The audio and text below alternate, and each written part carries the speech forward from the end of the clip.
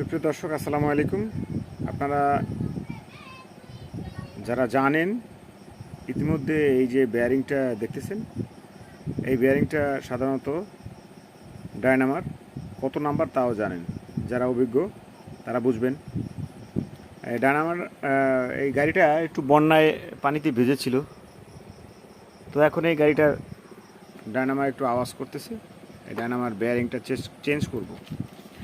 আপনারা সঙ্গে থাকুন। এখন এই যে মেইন শ্যাফটের বেয়ারিংটা এখানে এটা একটু আওয়াজ দিচ্ছে, এটা চেঞ্জ করব।